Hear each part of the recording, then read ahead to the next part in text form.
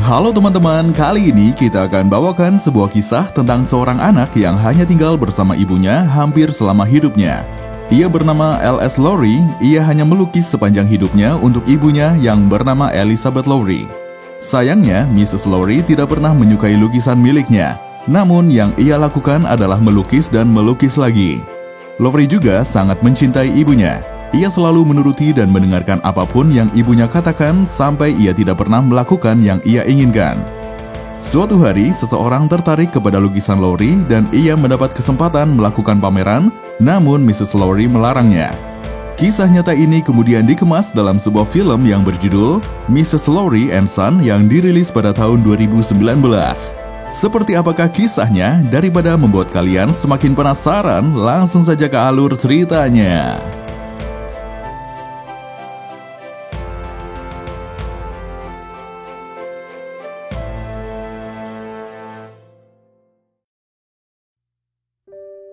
Kisah dimulai saat Lowry berkeliling melihat tempat. Sesekali ia bermain bersama anak-anak di lingkungan itu, atau memberikan uang dan permen. Usai berkeliling, ia langsung pulang ke rumahnya untuk mengurus ibunya lagi. Ia membantu ibunya pindah ke kasur lalu membawakan secangkir teh dan camilan. Sesaat ibunya langsung meminum teh itu dan ternyata Lowry lupa menambahkan gula. Ia pun langsung kembali mengambilkan gula.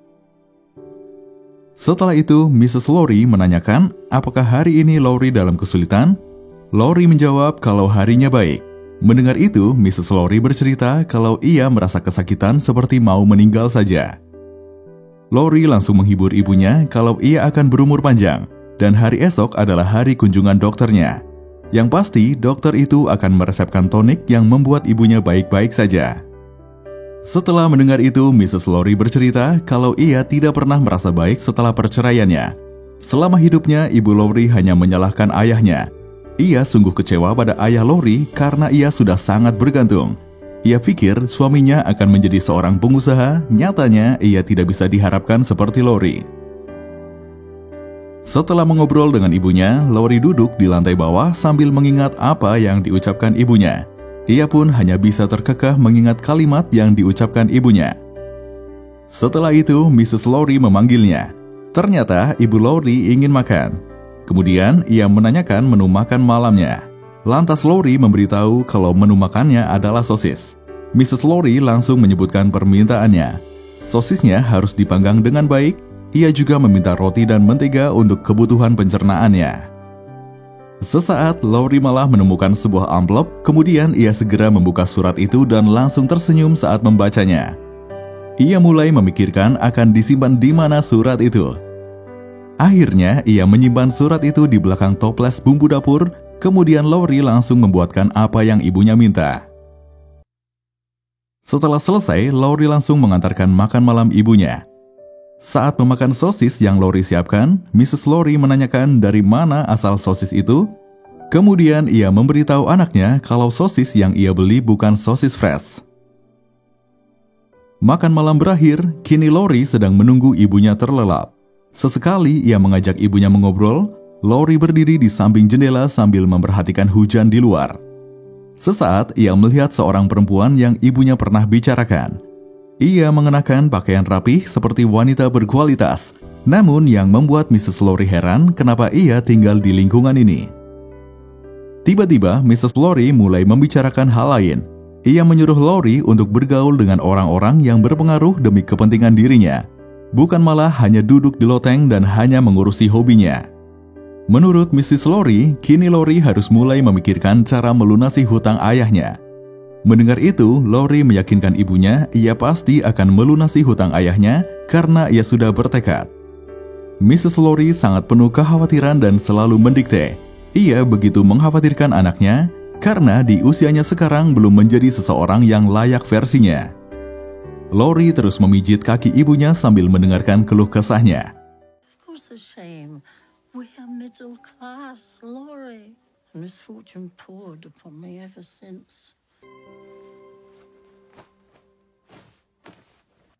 Setelah selesai, ia membantu ibunya mengenakan selimut, kemudian ia bertanya, apakah Mrs. Lowry tidak pernah menyukai lukisannya? Kemudian Mrs. Lowry menjawab tidak. Setelahnya, Mrs. Lori duduk kembali. Ia menanyakan koran hari itu, namun Lori menjawab kalau ia tidak membawanya. Mrs. Lori kemudian mengambil surat kabar lain, ia kemudian hendak membacakannya untuk Lori. Menurutnya, anaknya itu perlu dihibur. Ternyata yang Mrs. Lori bacakan adalah tentang lukisannya yang dikomentari oleh pengamat lukisan. Dalam tulisan itu dikatakan kalau lukisan Lori yang berjudul Coming to the Mill adalah lukisan yang buruk. Itu seperti sebuah lukisan yang dilukis oleh anak-anak. Sebuah hinaan bagi warga Lancashire apabila dalam pandangan Lori wilayah itu terlihat seperti di lukisannya. Mendengar itu, Lori membantah kalau si kritikus seni itu tidak mengerti wilayah itu dan juga tidak mengerti dirinya. Sekali lagi, Mrs. Lori menegaskan kalau Tuan Debbie adalah seorang kritikus seni dan ia mengerti tentang lukisan Lori. Mrs. Lori sampai heran mengapa Lori melukis wilayah industri yang buruk ini karena jelas tidak ada satupun orang yang ingin beli.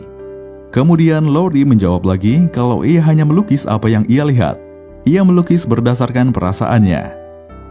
Setelah itu, Mrs. Lori menyuruh Lori untuk berhenti demi dirinya dan menyuruh Lori menemukan hobi lain. Bagi Lori, melukis bukan hanya sekedar hobi, ia bahkan mengikuti sekolah seni selama 15 tahun. Mendengar itu dari Lori, Mrs. Lori menanyakan hasil dari sekolahnya itu. Sejauh ini ia tidak melihat perkembangan apapun. Usai berdebat dengan ibunya, Lori kembali ke loteng untuk melukis lagi. Ia memoles lagi lukisan yang sudah dikomentari tadi.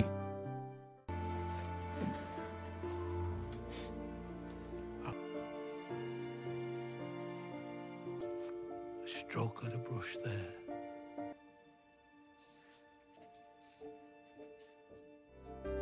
Keesokan harinya, Lori kembali berkeliling untuk menagih sewa apartemen milik keluarganya. Malam harinya, Lori menghabiskan waktu bersama ibunya kembali. Ia menyiapkan sebuah hidangan yang sangat lezat untuk dinikmati ibunya. Selain itu, ia juga menghibur ibunya dengan suara jam yang terdengar seperti sebuah musik.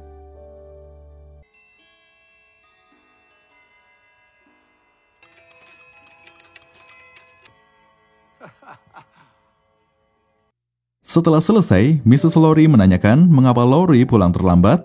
Ia mulai mencurigai ada sesuatu yang anaknya lakukan. Namun Lori tentu meyakinkan ibunya kalau tidak ada hal lain yang ia lakukan. Padahal sebelumnya ia menghubungi seseorang di telepon umum. Setelah menyimpan piring kotor, Lori mengambil surat yang tempo hari ia sembunyikan, lalu ia masukkan ke dalam saku bajunya, kemudian ia kembali ke kamar ibunya. Menyadari gelagat Lori mencurigakan, Mrs. Lori mulai bertanya, kemudian Lori mulai berani berbicara. Ia memberitahu kalau ia mendapat surat dari London dari Tuan Bernstein, seorang pemilik galeri. Dalam surat itu dituliskan kalau Tuan Bernstein menyampaikan ketertarikannya terhadap lukisan miliknya. Dalam surat itu juga dituliskan kalau Tuan Bernstein ingin melihat lukisannya, kemudian jika cocok ia berencana ingin membuat pameran. Kemudian Lori menanyakan pendapat ibunya. Mrs. Lori kemudian menyuruh Lori untuk tidak percaya dulu terhadap surat-surat dari London. Menurutnya, orang London terdengar suka mengumbar janji saja. Mengetahui itu, Lori membuat pembelaan kalau ia sangat yakin karena sebelumnya juga ia sudah mengobrol dengan si pengirim surat. Lantas, Mrs. Lori menyuruh Lori untuk menyimpan surat itu di atas perapian dan meresponnya lain kali.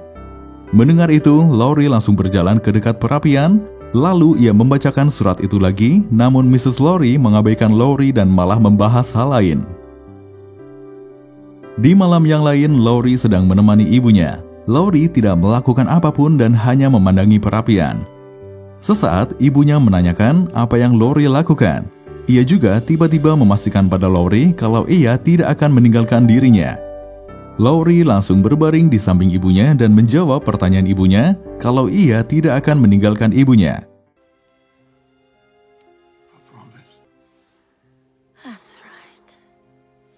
Mendengar itu, Mrs. Lori sangat senang. Ia juga meyakinkan Lori kalau dirinya tidak memiliki siapapun selain ibunya karena tidak akan ada wanita yang mau bersamanya. Setelahnya, Mrs. Lori bertanya, seperti apa kegiatan Lori? Karena hari anaknya juga hari miliknya. Kemudian Lori mulai bercerita kalau hari ini ia menjumpai peristiwa aneh. Ia bertemu seseorang sedang mandi di luar karena tidak diizinkan masuk oleh istrinya dalam keadaan kotor. Ia juga bertemu dengan seorang perempuan yang memiliki brewok dan bagi Lori itu sangat cantik. Mendengar itu dari Lori, Mrs. Lori menyayangkan karena Lori harus menjumpai peristiwa seperti itu. Tapi bagi Lori, ia senang menjumpai banyak peristiwa karena itulah hidup yang sesungguhnya. Itu bisa menjadi sumber inspirasinya. Ia bahkan berencana melukis perempuan itu suatu hari nanti. Mendengar itu, Mrs. Lori mengomentari Lori baginya itu sangat menjijikan. Ia tidak heran mengapa Lori tidak pernah memiliki pacar. Ia juga menambahkan kenapa Lori tidak melukis sesuatu yang indah saja. Kemudian Lori bertanya, What subject you suggested I paint, Mother? Mrs. Lori menjawab kalau Lori bisa saja melukis sebuah tumpukan buah di meja. Orang-orang sangat menyukai hal-hal indah. Di saat ibunya menyebutkan buah-buah yang ia maksud, Lori kemudian menimpali lagi kalau ia bisa melukis setumpuk pisang yang tinggi. Mrs. Lori tidak habis pikir dengan ide Lori yang konyol itu, dan menyuruh Lori untuk berkonsultasi ke dokter saja karena pikirannya tidak beres. Kemudian Lori membuat pembelaan kalau ia tidak hanya melukis jalanan situasi pabrik. Ia juga menggambar setiap detail dan warna yang berbeda. Ia mengabadikan semua momen itu. Lori kemudian menceritakan ketertarikannya dalam melukis. Ia merasa sangat terinspirasi dengan tinggal di lingkungan ini. Ia merasa inilah hidup yang sebenarnya. Mendengar itu dari Lori, Mrs. Lori jelas tidak setuju. Hidup mereka yang sesungguhnya adalah di Victoria Park. Kini mereka harus ke tempat seperti ini karena kesalahan ayah Lori. Mrs. Lori masih terus terbayang-bayang masa lalunya. I belonged in Victoria Park. It's a different world.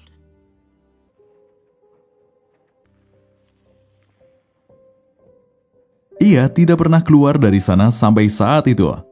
Lori berkali-kali meyakinkannya kalau itu sudah terjadi bertahun-tahun lalu, dan masa kini jelas berbeda. Suatu hari, Lori pulang setelah berkeliling menagih uang sewa. Kemudian ia menghampiri kamar ibunya. Saat itu, Mrs. Lori terlihat sangat senang. Ia mengenakan sebuah syal untuk dipakai di kepalanya.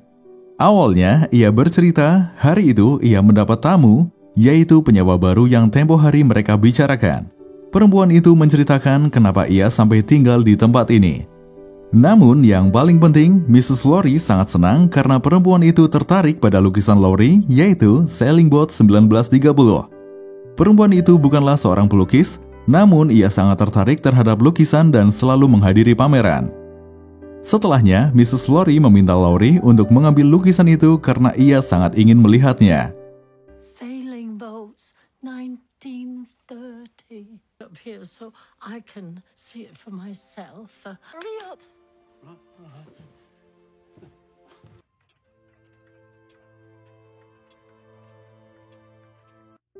Setelah lukisan itu ada di hadapannya, ia mulai memuji lukisan Lori dengan mengatakan kalau ini barulah sebuah lukisan dan ia sangat menyukainya. Melihat respon itu, Lori sangat bingung. Lukisan ini sudah pernah ia perlihatkan kepada ibunya, dan saat itu ibunya malah tidak menyukai lukisannya sama sekali. Lukisan ini merupakan lukisan dari masa lalu. Lori mengingatnya dan mengabadikannya. Setelah itu, Mrs. Lori malah akan mendaftarkan karya anaknya itu untuk pameran di musim panas di Akademi Manchester.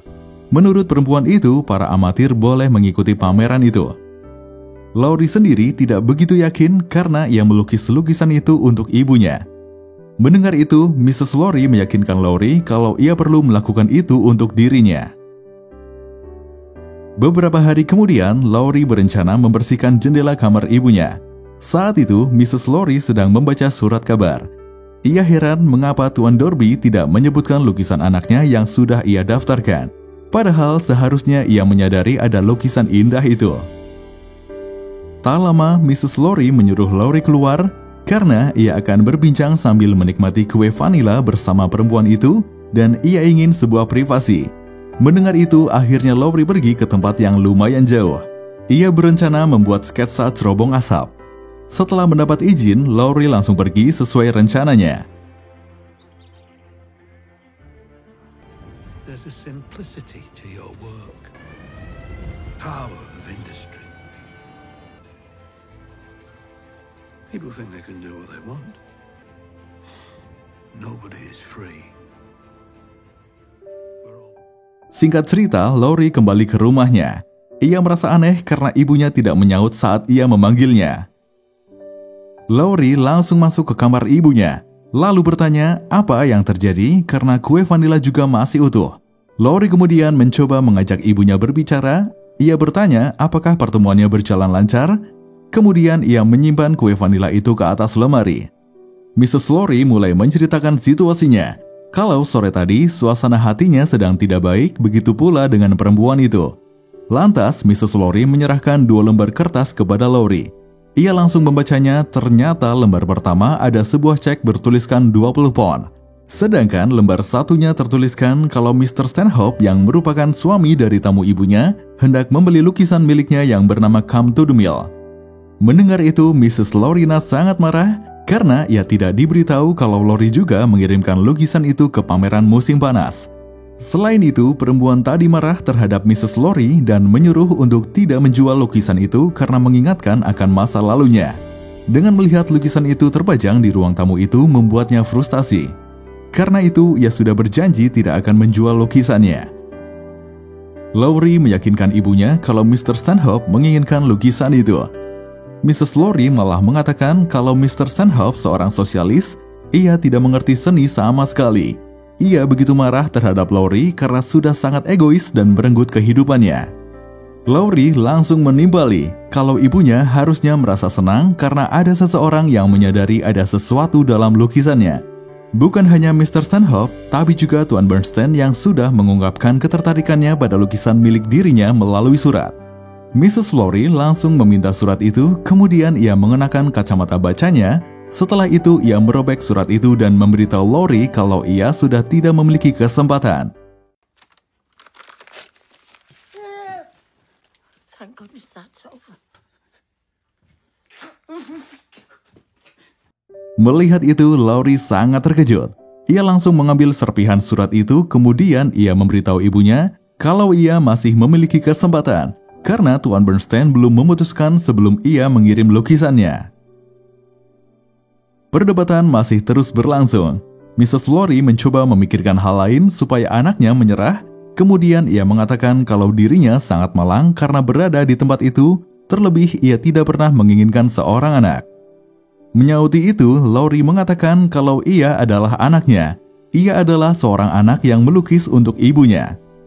Mrs. Lowry tidak mau mendengar dan melihat Lowry sama sekali. Ia hanya memejamkan mata dan memalingkan wajahnya. Sekali lagi Lowry bertanya, apakah ibunya tidak pernah menyukai lukisannya sedikit pun? Mrs. Lowry langsung menjawab kalau ia tidak pernah menyukai lukisannya. Mengetahui itu, Lowry langsung keluar. Ia pergi ke loteng mengeluarkan semua lukisannya.